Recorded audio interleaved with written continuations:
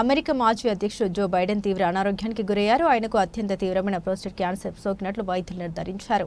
ఈ విషయాన్ని ఆయన కార్యాలయం ఆదివారం ఒక అధికారిక ప్రకటనలో వెల్లడించింది. ఈ వార్త అమెరికా రాజకీయ వర్గాల్లోనే కాకుండా ప్రపంచవ్యాప్తంగా ఆందోళన రేకెత్తించింది. గత వారం నుండి మూత్ర సంబంధిత సమస్యలు ఎక్కువ కావడంతో పాటు ప్రోస్టేట్ గ్రంథిలో ఒక కణితిని గుర్తించిన వైద్యులు పలు పరీక్షలు నిర్వహించారు.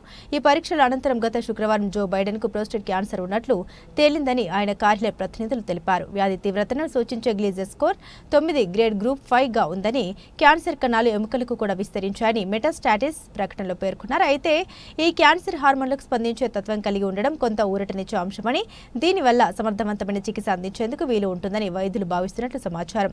ప్రస్తుతం మాజీ అధ్యక్షుడు బైడెన్, ఆయన కుటుంబ సభ్యులు వైద్య నిపుణులతో కలిసి అందుబాటులో ఉన్న చికిత్స మార్గాలపై సమీక్ష జరుపుతున్నారని కార్యాలయం వివరించింది. 82 ఏళ్ల బైడెన్ ఈ ఏడాది ఆరంభంలో అధ్యక్ష పదవి నుండి వైదొలిగిన సంగతి తెలిసిందే. బైడెన్ అనారోగ్య వార్త తెలియగానే రాజకీయాలకు అతీతంగా పలువురు నాయకులు స్పందించారు. జో బైడెన్ అనారోగ్య నిర్ధారణ గురించి విని నేను, మెలానియా విచారం వ్యక్తం చేస్తున్నాం. జిల్ కుటుంబ సభ్యులకు మా ప్రగాఢ సానుభూతి తెలియజేస్తున్నాం. జో త్వరగా విజయవంతంగా కోలుకోవాలని ఆకాంక్షిస్తున్నాం అని ట్రూత్ సోషల్ మాధ్యమంలో ట్రంప్ పోస్టు చేశారు. బైడెన్ త్వరగా కోలుకోవాలని మాజీ అధ్యక్షుడు బరాక్ ఒబామా ఆకాంక్షించారు.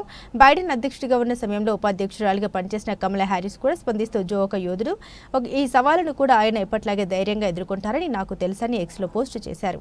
మాజీ అధ్యక్షుడు బరాక్ ఒబామా సైతం బైడెన్ త్వరగా కోలుకోవాలని ఆకాంక్షించారు. డెమోక్రటిక్ పార్టీ చట్టసభ సభ్యుడు రో ఖన్నా కూడా స్పందిస్తూ ఇటీవల నిర్ధారణ క్యాన్సర్ను ఓడించడానికి జో బైడెన్, ఆయన కుటుంబం కోసం ప్రార్థిస్తున్నాను. ఆయన జిల్ ఎప్పుడు పోరాట యోధులే. ఈ సవాలును కూడా వారు ధైర్యంగా హుందాగా ఎదుర్కొంటారని నాకు నమ్మకం ఉందని ఎక్స్లో పేర్కొన్నారు.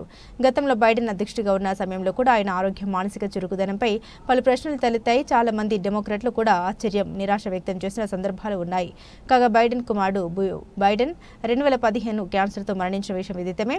అప్పటి నుండి బైడెన్ మొదటి ఉపాధ్యక్షుడిగా బరాక్ ఒబామా హయాంలో, ఆ తర్వాత 2021 నుండి అధ్యక్షుడిగా క్యాన్సర్ నివారణకు మూన్ షాట్ కార్యక్రమానికి నాయకత్వం వహిస్తున్నారు.